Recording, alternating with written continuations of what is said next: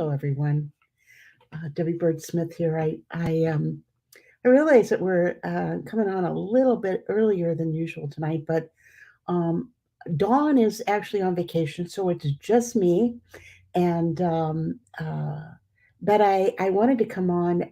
Dawn and I are really enjoying these um, Divine Will 101 so much because it's always great to just kind of go through the basics. And many of you are new, many of you have not been in the divine will very long. So hopefully, this is helpful for you and helpful in kind of discovering and entering into the divine will and exactly how we do that and why we do some of the things that we do. And so I'm happy to answer your questions. I encourage your comments and your questions. And I left my email here, inhiswilldbs@gmail.com. And please feel free to email me with any questions that you have or requests that you might have. Because one of the things that I'm always doing is looking for, um, looking for different topics that you're interested in. Um, that you would like to hear about. So we already have a question from Nicolette, and this question is: how does one know if they are living in the divine will? And this is an excellent question because one of the things that I think we experience in the divine will is that we're offering our acts, which is what we're asked to do in the divine will, is not act in our own will, but act in the divine will. And so we're acting in the will of the Father, the Son, and the Holy Spirit. Jesus, we're asking Jesus to act through us. Now, part of the challenge of living in the divine will, I think, is this feeling of, well, I don't know if my acts are doing anything. Does this do anything? I don't know that I'm doing anything. How do I know that this is working? How do I know that this is having any effect? And I think this is one of the most challenging things that comes up, particularly with new people, but I think with everyone who's in the divine will. You're asking yourself, is this really doing anything? I'm offering my acts in the divine will, but does that mean anything? I don't know. Um, yes, it absolutely does. It absolutely does. Um, I think one of the best ways, and I'm always saying that one of the ways to know that you're making any progress in the divine will and that you're really living in the divine will is uh, this feeling of peace that we have, that we're living in peace, we're at peace with what's going on around us because we've realized that this is all happening in God's permissive will. I always say everything happens in God's permissive will. If it's not in his ordained will, it is in his permissive will. And so he's allowing it. So it must be for good purpose. Now, it may not look for good purpose. It may not seem like it's for good purpose.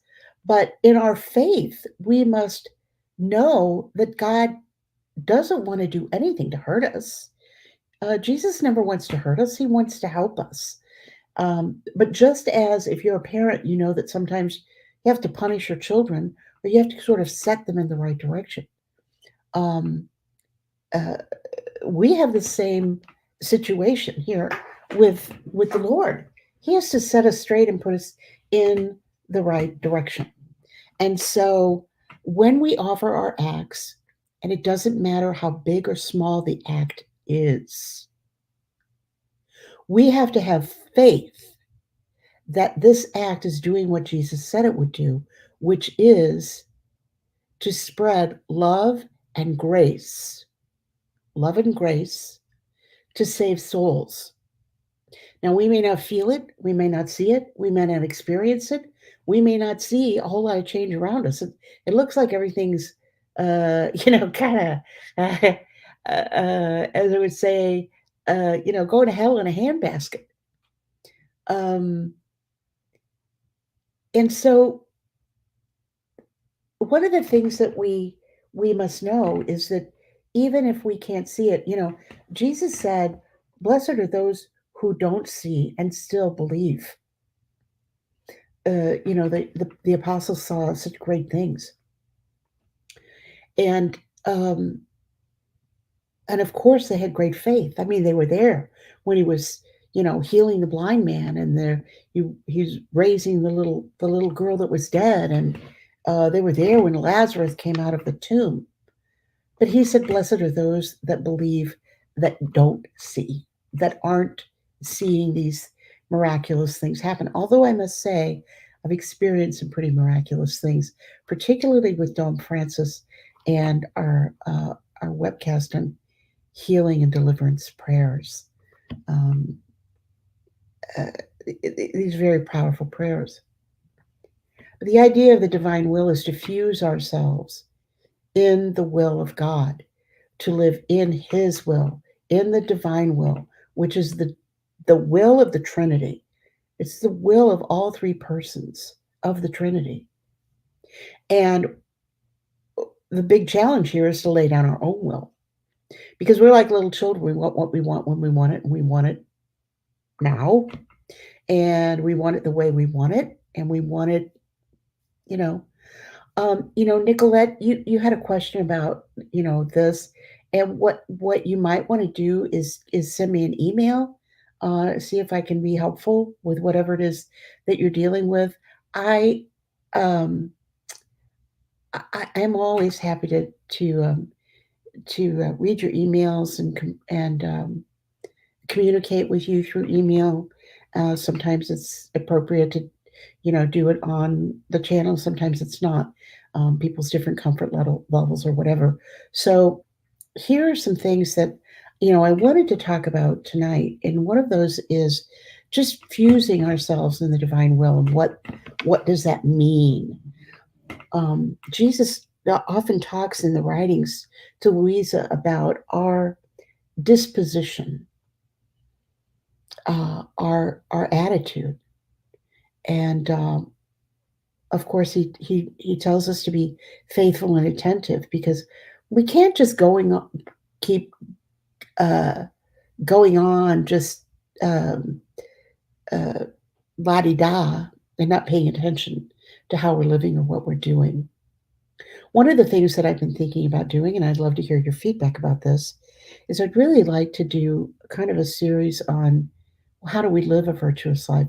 How do we live a devout life? What kind of things do we do to grow in spirituality? And I think that we know many of these things, but I know many of these things, but it's always good to have those things reinforced, to have them repeated and be reminded of them. But Jesus was talking to Louisa about, uh, Louisa was saying, I was diffusing myself. This is in a, a bit of writing from volume 11, and this is from March 19th of 1914.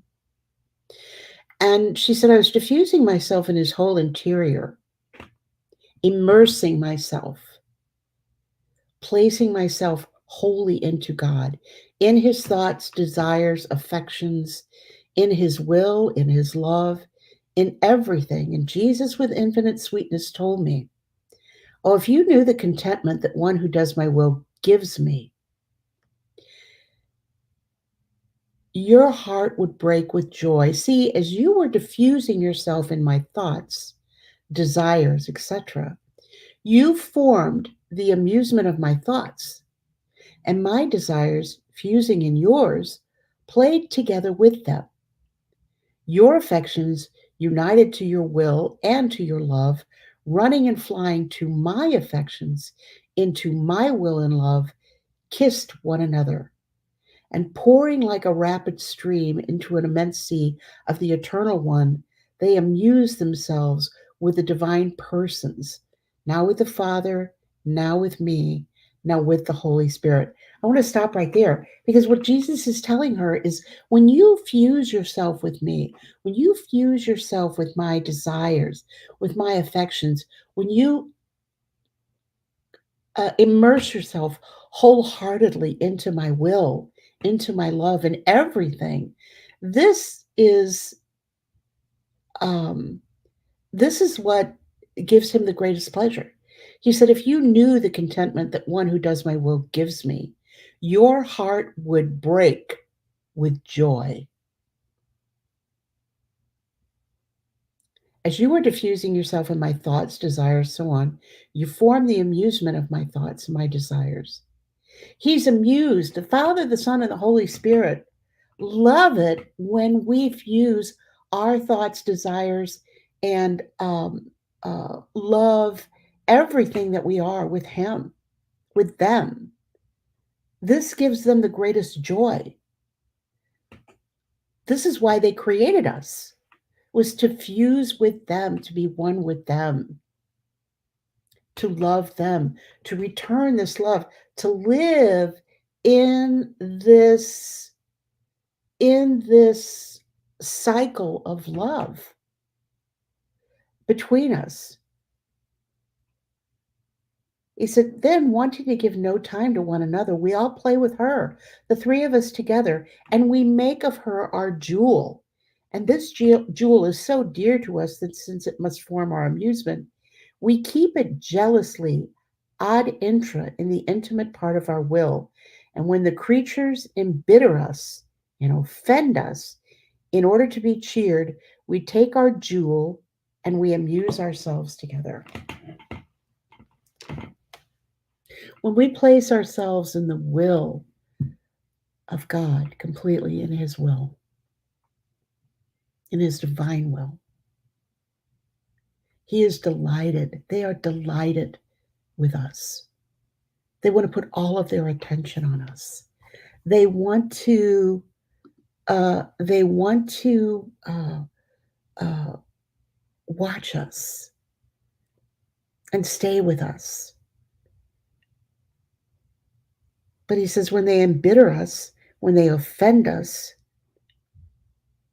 when that happens, we take our jewel and we amuse ourselves together. Jesus has told Louisa many, many times, you are my relief. You are my, you give me compassion. You compassionate me. You give me um, joy. You heal the wounds that others place on me with their offenses. If you think about it, there's 8 billion people in the world. If each one of us only committed one venial sin a day, that's 8 billion times that God is offended.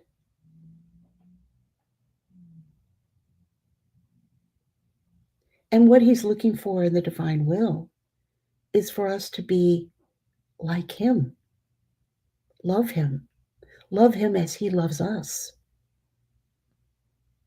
which isn't even possible because He's God. So that's why He says, love me with my own love. Just give me my own love back. I can love you like no one else can love you. You don't even understand the kind of love that I have for you. And so when I fill you with my love, give it back to me. You say, Jesus, I love you with your own love.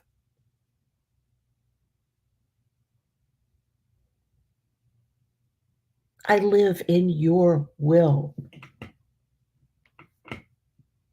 I want to think as you think. I want to do as you do.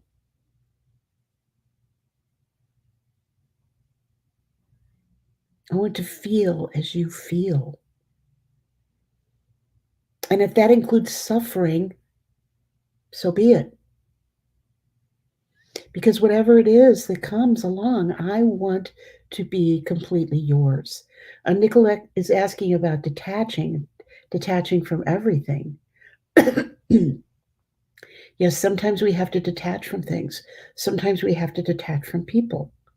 Sometimes we have to walk away from people, some of the people in our lives. Let's face it, we live in a very unholy world. We live in a very, very sinful pit. Now, we've all caused this ourselves. We can't blame this on everybody else. We've contributed to the just as everyone else has. Everyone contributes to it. Everyone's sin affects everyone else. I was listening to I believe it was Father Ripperger today was talking about how you know uh, God's punishments come to us in very different ways Somebody was saying, they didn't think that God punished us through weather. You better believe he does. Haiti and the Dominican Republic are the same island. They're in the same land. And Haiti continues to get earthquakes and floods and disaster after disaster because Haiti is a very, very godless country. They practice tremendous, uh, many, many uh, uh, occultish practices there, voodoo practices. This is why, he believes that, New Orleans got it. New Orleans practices a great deal of voodoo happens in that city. And if you've ever been to New Orleans, you've probably seen it for yourself. You go into the city of New Orleans, you go into the Bourbon Street, into the areas there, you're going to see much voodoo and occult things offered. And this goes throughout New Orleans. Many, many occult things offered. God is beginning to show us this is not acceptable to me. I'm not going to accept this anymore.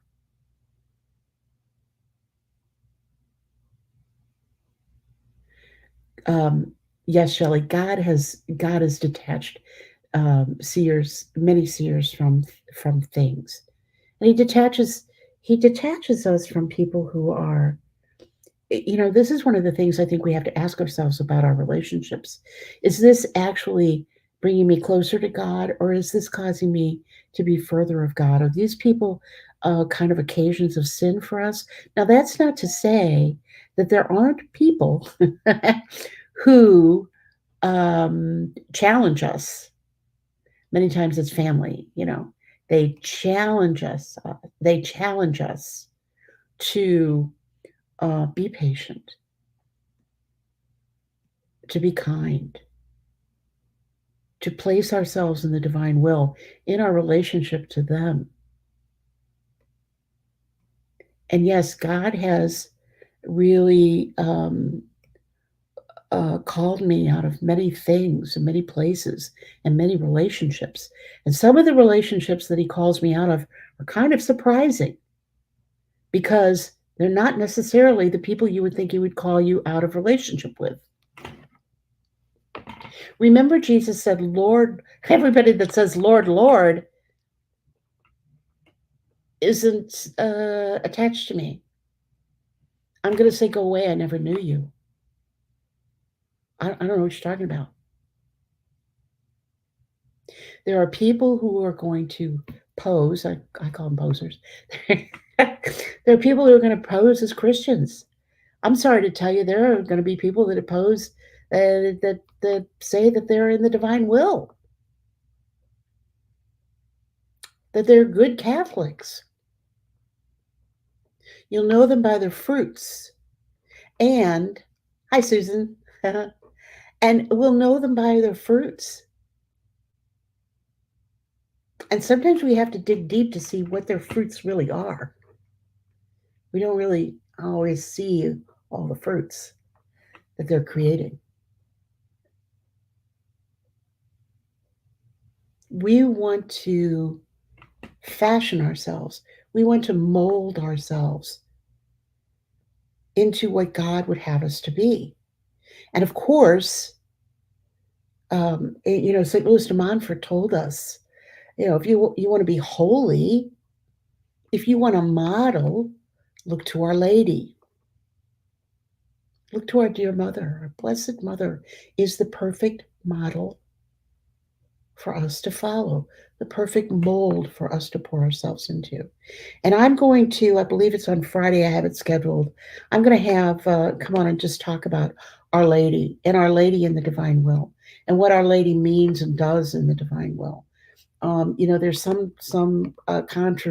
there was some controversy that came up, a little bit of controversy, I guess, about the role of Louisa compared to the role of the Blessed Mother. And as Father Celso says, he tells me all the time, every question you have, Debbie, is answered in the writings. All questions are answered in the writings. If you have a question, pray about it, pray over it. God will give you the answer, and the answer's in the writings. I can't tell you in my own cynicals the group of people that I work with. And by the way, if you're interested in a cynical, you can, email me if you'd like to join in. There's no, all you have to do is have a Zoom account. It's no whatever. You don't have to do anything else.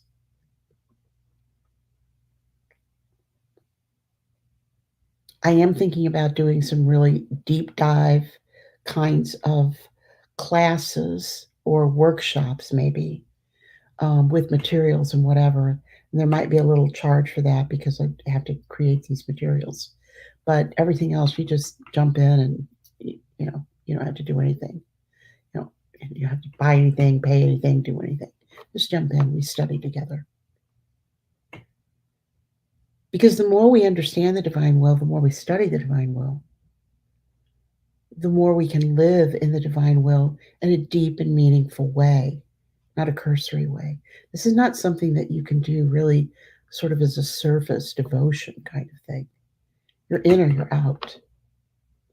And that's just as plain as I can make it. Yes, it takes practice because our attention wants to go to our will. It wants to go to wanting what we want, thinking like we think with our will, because this is the way we thought forever. When the fall came, it became all about me, me, me. And think of what struggles, we had Abraham. We had Adam and Eve, and then their sons, and then the people that came, and we had Noah. Nobody was living faithfully to God, with God. So he wiped it all out. So forget it. I'll save you, Noah, and I'll save your family. I'll save the things that I've created. But everything else has got to go. We're gonna start afresh here. And so he did. Noah obeyed God. And this is where, we all run amok. I say we're self-will run riot. We want what we want when we want it. We want it right now. We want it perfectly. And if you could put it on a silver platter on my timetable, I'd really, really appreciate it. And if that doesn't happen, if we pray, then we complain. How come my prayers aren't answered? We're praying in our will, not God's will. I can tell you from my own personal experience, I certainly don't always know what's best for me. That's for sure. And I'm absolutely certain that God does. When I follow his promptings, when I live in his will, when I do as he's instructed, when I learn how to live the virtues that he wants to infuse in me, then my life is in order. And you probably hear me talk about this a lot, and I'll keep talking about it. God is all about order. If you have any interest in science, you could just take a look at the way that God has laid out our universe, has laid out space, and you see the order. You see the perfection in what he's done and how he's done it. God likes order. He gave us 10 commandments to give us order. Don't just go out there and run amok. It's just go out there and do whatever you think, you want to do at the moment. We're like toddlers. if we don't have order. I often say that if there's no order in my home, if my home isn't in some kind of order, I'm not saying it's perfect all the time, but there needs to be some kind of order. It's hard for me to think. It's hard for me to uh, organize my thoughts because things around me are kind of a mess, out of order. A whole life is like that. When we're letting things in that confuse us, distract us, take us away from God, take us away from seeking His will or living as He would have us to live. One of the things that I read very, very recently, and I could read it if you'd like. It was talking about how uh, we can live in Christ's humanity or we can live in His divinity. The saints lived in His humanity. They saw what He did as a man. They saw what He did, what He taught, and they tried to emulate that. They cultivated virtue. They cultivated the virtues that they saw in Christ. They developed their faith. They prayed.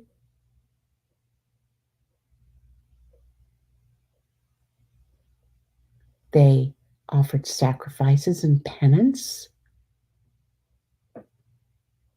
But Jesus has given us something totally new here. And so, yes, they achieved great things, and they have a great place in heaven. Many saints have a great, great place in heaven. Jesus tells us in the writings that those who live in the divine will and allow His will to reign, in His divinity, that we live in His divinity, not His humanity, but in His divinity, will have a greater place in glory, greater than all the saints, greater than all the angels, greater than creation, greater than everything combined. This is how important it is that we live in His will. The things that we can accomplish in His will are incomparable to anything that we can accomplish in His humanity. This is what living in this era of sanctification is about. Purifying ourselves so that we're letting go of our human will.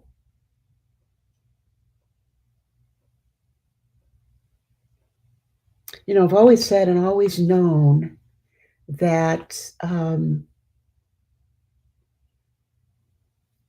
it's when we make our will conform with God's that we begin to use our will rightly, because we can use our will any way we want.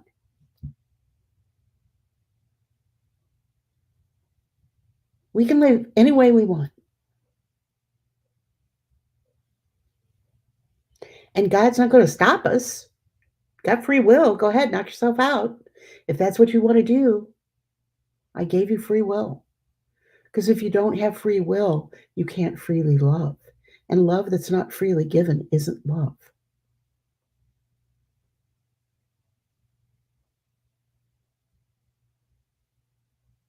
Or you can live in my will. One of the things that's very difficult for us many times is the suffering that we have to endure. We live in a sinful world. We live in a painful world. Mothers are killing their own children. I'm not talking about abortion. I'm talking about mothers killing, murdering their own children. If you have seen any of the news lately, some of the trials that have gone on, children that are tortured, children that are killed, children that are starved to death. This is unnatural. Many, many, many things that are happening in our world are so unnatural. And God has given us this beautiful gift to set the world aright. And He sent Our Lady, I mean, how many hundreds, thousands of times to tell us how to do it? That doesn't mean that we're not going to suffer. Suffering purifies us. I know we don't like to hear this. Isn't there another way? Can you figure out? Many times I say, "Isn't there another way to purify me, Lord? Can't you figure out another way to do this?" But for whatever reason, He causes us suffering. This world makes us suffer because people sin.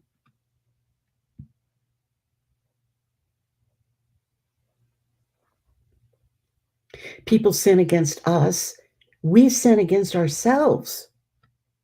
Think of all the things that you've done that you've known kind of, well, I probably shouldn't be doing this. Maybe I shouldn't be going this route. Not sure what the consequence is going to be on this one. And it's led us to suffering.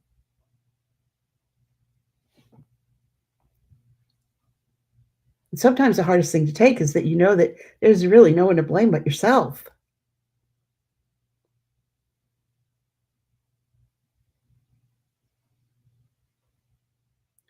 People betray us, people lie, people cheat, people kill. People say things to us with really no concern sometimes about our feelings or how we're going to respond to what they're saying to us. And when you're already wounded, which all of us are wounded to some degree, our parents are not perfect. We weren't brought up perfectly. Our spouses weren't perfect. Our children aren't perfect. People wound us. Sometimes we have a hard time getting past it. The more we hang on to it, the more we suffer.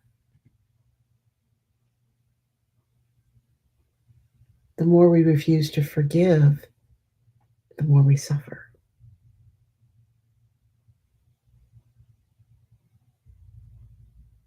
I know this issue of forgiveness is a big one.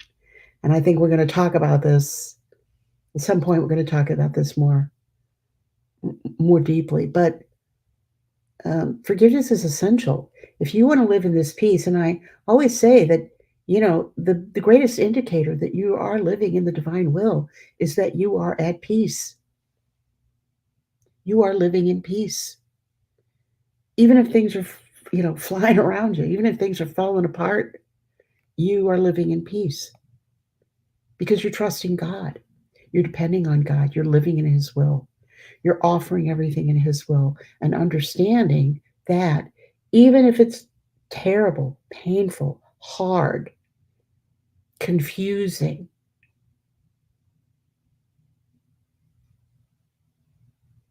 God can make good come out of things that you would never, never think possible.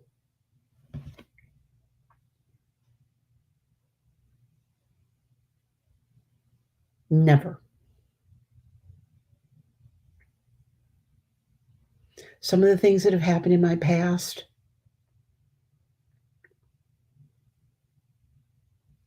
in my wildest dreams, would I be sitting here talking about the divine will on YouTube, no less? No, no. Which couldn't have even entered into my imagination. But when we allow God to lead us in faith, and it could be something, as simple as, well, it sometimes doesn't seem that simple. Should I take this job or should I take that job? Should I move to this neighborhood or should I move to that neighborhood? Should I join this parish or should I join that parish?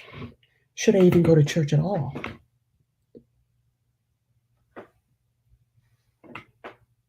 These are all decisions that we've made. You may not think of making a decision to do I go to church at all. Well, yeah, you made that decision. You may be a great faithful Catholic.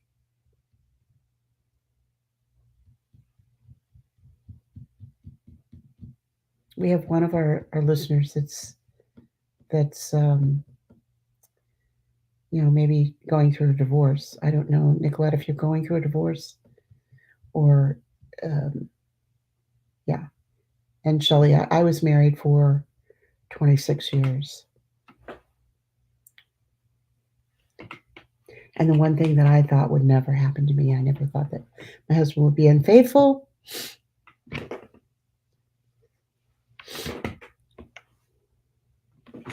I never thought that my stepchildren would um, leave me and have nothing to do with me. I'd lose we got divorced. I lost my husband. I lost my home. I lost my children. I lost my grandchildren.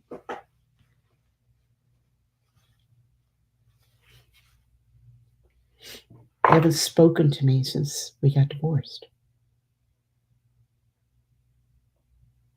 I helped raise those two children. They lived with us. I was their children's grandmother. They're all gone. It's all gone. I grieved for a very long time. Some days I still grieve. But God had a plan. God had a plan.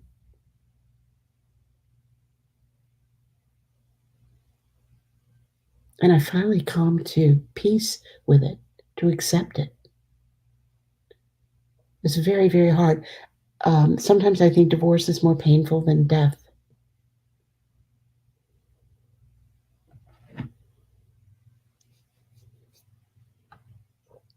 There's this finality in death that forces acceptance that maybe isn't quite the same in a divorce.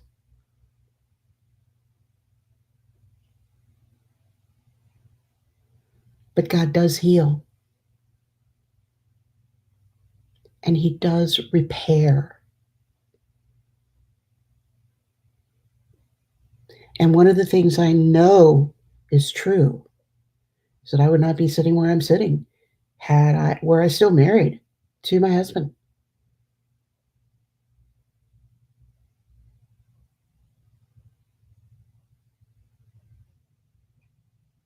I think it's somebody said, is it the pain of being alone or the divorce itself?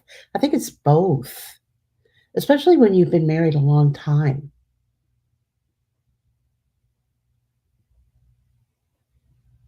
When you've been married a long time, it's like parting. It's like losing part of yourself. It's very, very hard.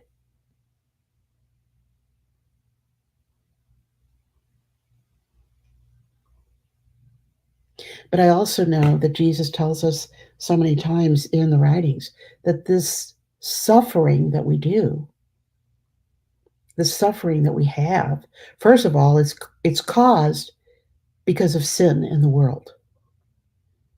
Sometimes it's caused completely from our sin, sometimes it's caused by someone else's sin. Everybody has their own will. We cannot control somebody else's will. We may not like it.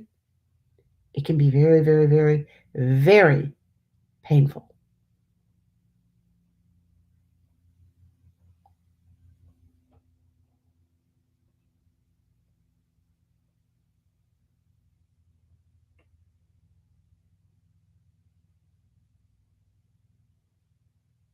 But I am truly at peace. I'm truly at peace because I've decided that God knew what was best for me. And one of the things that was best for me, I guess, was that I was to lose my children and my grandchildren in the bargain. you know?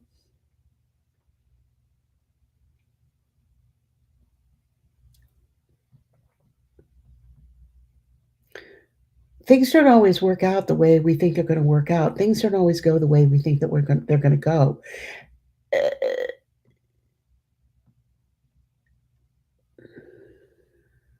Losing my husband was one thing. Losing my grandkids was something else. He said, "Why did you do that?" So I could heal. So I could heal. I know that now. I know that if I had continued to have this um, ongoing relationship, that this would have kept the wound open. Maybe he decided it wasn't good for the children. But I have to believe that it was in his will and or for everyone's good. And yes, sometimes you just have to detach. You just have to detach. I didn't want to get divorced. I didn't want to get divorced. I wanted my husband to change, and particularly like, you know, extramarital things going on. I didn't like that. But I was Catholic. I didn't want to get divorced. This is why we have to immerse ourselves in the divine will.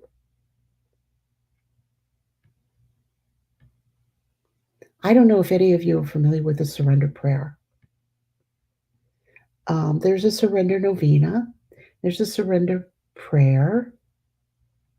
Lots of children is the hardest, let me tell you. I've grieved over that way more than losing than my husband. Lots of children is almost unbearable, but it isn't. God can heal you. One of the things that have really helped me and continues to help me is the surrender prayer and continuing to say the surrender novena. God, I leave it all to you. Take care of everything. This is one of the reasons why I kind of like to do this maybe a little bit deeper dive into how do we live our lives virtuously? How do we become holy? What does that even mean to be holy? How do we do that?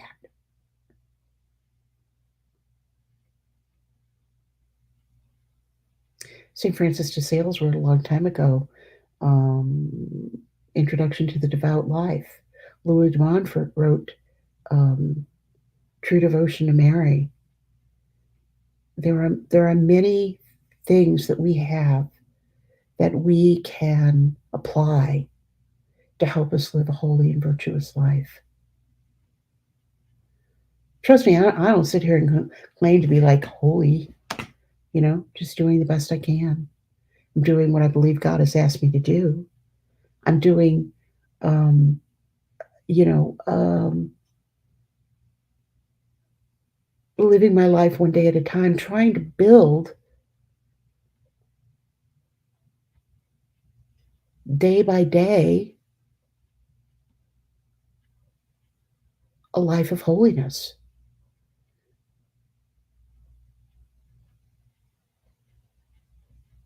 And because of our, I'll say my impatient self, building holiness, especially when you come from a life pretty much of sin, it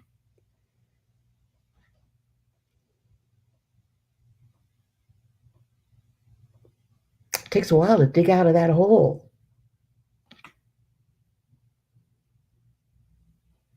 One of the things I'm shocked at, and many of you know that I'm a convert to the church. I was raised in a Protestant church. I was raised in a Baptist church. And so studying the Catholic Church became really, really important to me. So important, actually, that after I got divorced, I went back to school and I got a degree in religious studies, so that I could study more deeply, not only my religion, but all religion, because let's face it, we've got religion coming at us right and left. That's right, Rhonda. Father Ripperger talks about we have to love for the sake of God, not for our own sake. This is this is this is how we're so wrapped up in our own will. We want some kind of kickback. We want a reward. At the very least, we want an atta girl.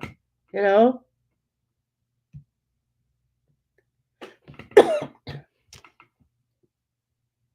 I love Father. I just want to say, guys, we're talking about Father Ripper in the chat. I love Father Ripper. I love Father Ripper. I listen to Father Ripper pretty much every day. So if you're going to listen to Father Ripper, you may not need to listen to me at all because a lot of what I say is coming from him because I've learned so much from him. We have to immerse ourselves in this divine will. We have to immerse ourselves into trusting God. We have to immerse ourselves into what does it mean to love God? What does it mean? How do you love somebody that you've never seen?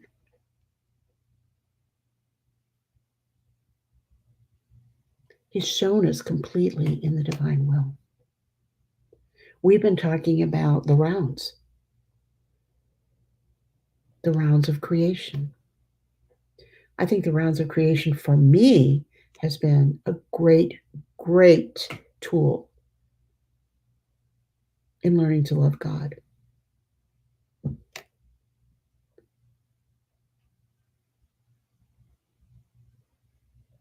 Because God has taken me in these rounds, has taken me deeply into what this means, what creation means, what creation brings to me, and specifically the gift of creation to me. He gave the gift of creation to each one of us to show us his love, his majesty, his glory, his immensity. We got our little pea brains. We can't even begin to understand how big God is.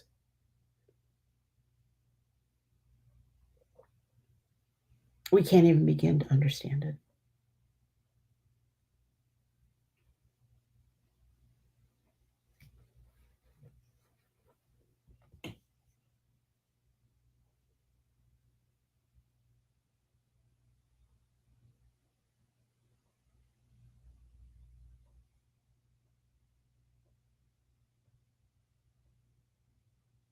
Yes, Sarah, this is what we have to do.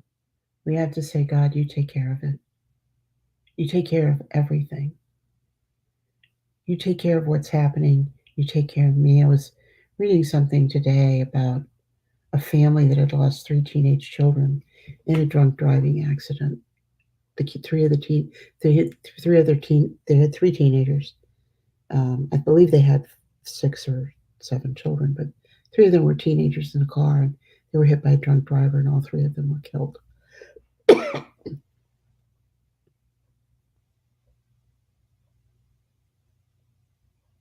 This is a great surrender. Surrendering these kinds of things, surrendering the life we thought we were going to have compared to the life we have, or the relationship that we had, or the job that we thought we had, or the, friends that we thought we had. Doesn't always work out that way. But the suffering is not for nothing.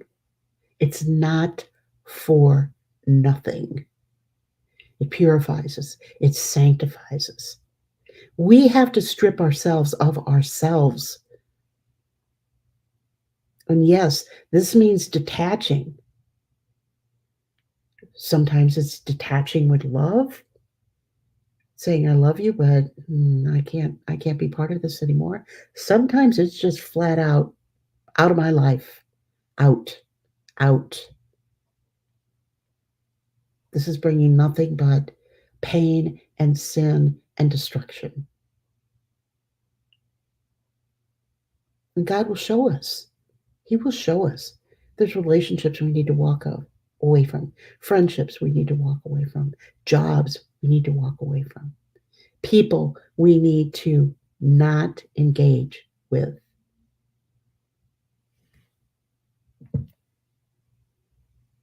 One of the things that's I think is so sad and so hard to deal with is these things that there's jealousy and yes, Padre Pio did say, if we understood the value of suffering, we would ask for it. St. Teresa of Avila said, if we knew the power of suffering, if we could see what suffering does after we're gone, when we have died and see what the suffering did for us, we would ask to come back so we could suffer more.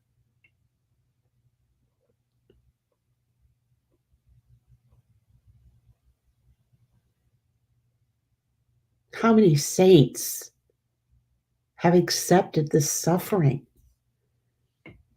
with grace, with humor even? St. Lawrence said, I think they roasted, they put him over a fire pit and roasted him. He said, I think I'm done on this side, guys. Turn me over. St. Thomas More, they were helping him up the scaffolding to cut his head off. And he said, I don't think I'll need any help coming down.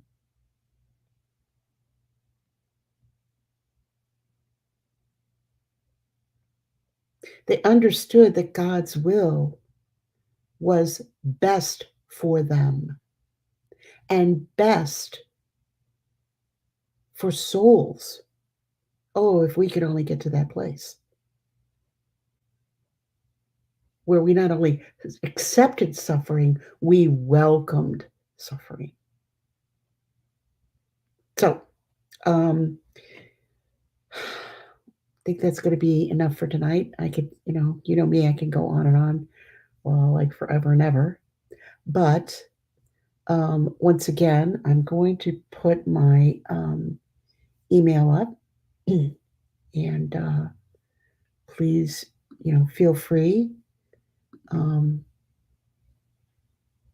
and also, if you're not subscribed to the channel, I would ask that you please subscribe to the channel.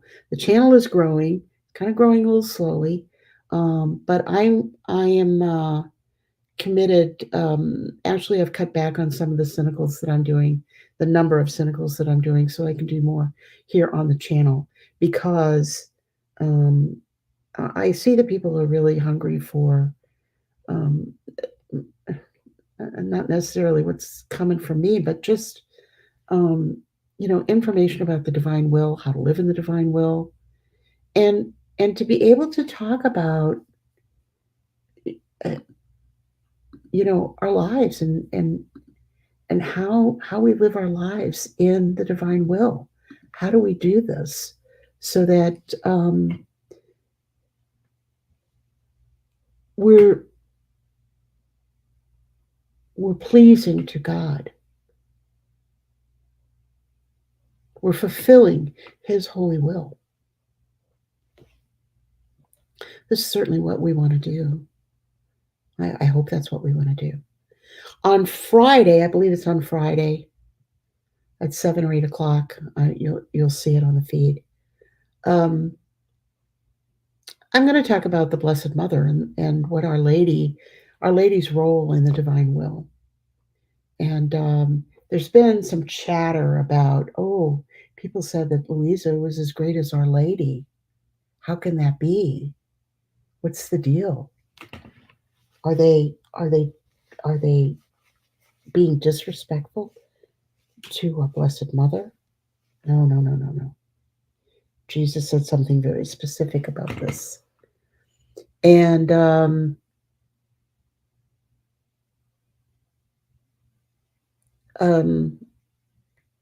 thank you, right in the middle. I think we're all hungry. We're all hungry for this. We're all hungry for um, God. I always say, what's wrong with most people. Some of you know I worked in substance abuse for many, many years. I was a substance abuse counselor, and I always said that the problem with people who had problems with drugs and alcohol, yes, there's a physical part to that, and there's a physical consequence to that. But I think more so, um, it's a soul sickness. Some of us suffer from soul sickness. Our souls are longing for something that we're just not getting. And that something is God.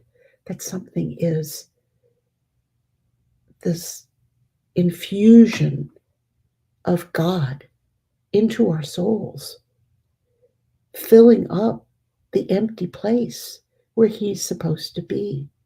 Because we've pushed Him out with our own will. We have pushed Him out with our own will. Some poor people have never had any religious training whatsoever and don't even know they're supposed to live in God's will. They don't even know who God is. Not really. So, if you can, if you got anything from this particular talk, from this particular video, like and share it with anyone you think might benefit from it. The more that the videos are shared, the more people subscribe. The more people subscribe, the more people are reached with this particular message. And I believe that God has given us the divine will. Each of us has given us each the divine will to save souls, to reach people. I'll also mention, because I think I've just kicked over, there are memberships that is available. I don't really push the memberships that much, but one of the things that I'm going to start doing with the memberships is some private teachings to just the people who are members. And that really hadn't started yet, because apparently you have to have so many people in the memberships before they let you record things or broadcast things to a specific group like that. So hopefully, we've reached that number, that people who are members can do that, and also it's just a way to contribute to the channel, and I appreciate that. Um, I appreciate that, anything that you contribute. Frankly, I don't make any money doing this. I I kind of lose money doing this, but it's okay, and I know that God will provide for me, and I know that God will provide for the channel, because I believe that the channel is, um, we haven't seen Father Celso in a bit. Father Celso's been busy with a lot of things, because it's just this time of year, Lent and Easter and conferences, and a lot of stuff starts happening. Um, and I'm going to have some announcements about some of that here in the fairly near future about, um, you know, um, this summer in August, Greg Dunn is coming to the United States. And so there will be some cities and some places where he'll be speaking, and so I'm hearing from him little bit by little bit about where and when that is and what's going to be. But they haven't put together, kind of a finalized agenda, a schedule yet. But when they do, believe me, I will be letting you know. And anything else that I can know, I can tell you that I believe it's next Thursday night. Um, Mother Gabriel will be on with me. Um, watch for that, because I don't have my planner in front of me right now, so I can't remember exactly what the day is. Like maybe the 21st or the 24th. I think maybe the 24th. But keep a watch for that, because it's always interesting to have Mother Gabriel here. She's always so wonderful to talk to us and teach us. I'm also hoping to hear from uh,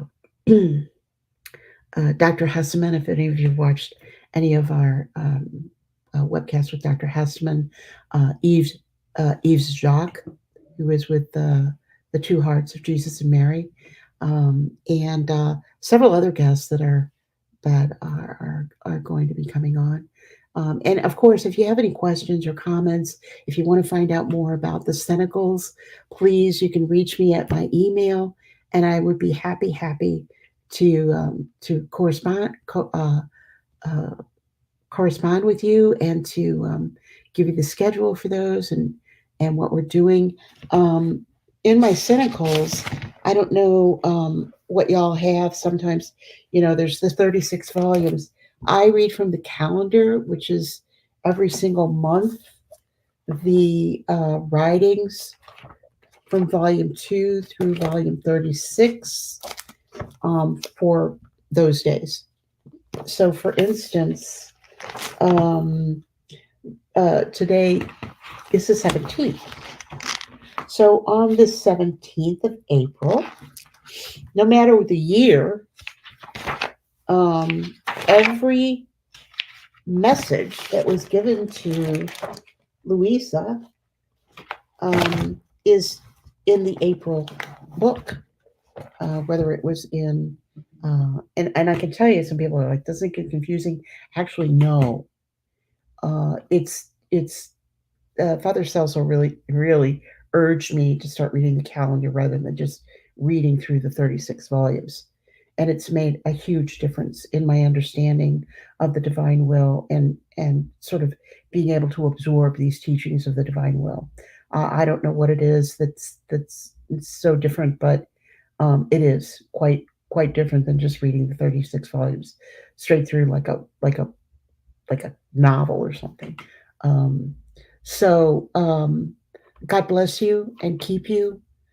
Pray for me as I pray for you. I do pray for all of you, for all of the people who are subscribed to the channel, who are members of the channel, who watch the videos, who are studying the divine will, because I believe that God wants to create an army in the divine will, an army to help Him save souls. Not that we have any merit, but Jesus has infinite merit. The divine will has infinite merit. Celine asked Therese one time, Therese of Lisieux asked her sister asked her one time, they were looking at the tabernacle. She said, how can God live in such a tiny little house? And Therese told her he can do that because he's almighty. And Celine said, well, what does almighty mean? He said, it means he can do anything he wants. He can do anything he wants.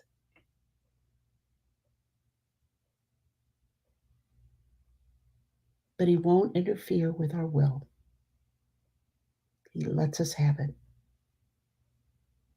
But if we give it to him, if we lay it aside, say, I don't want my will anymore, I want your will.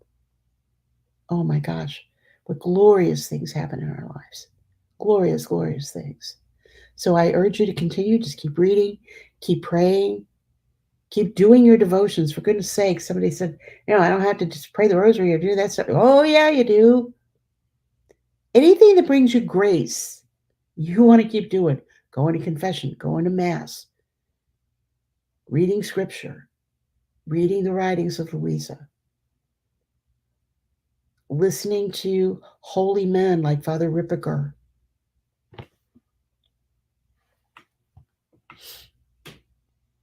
It all counts. This is how we day by day build a holy life.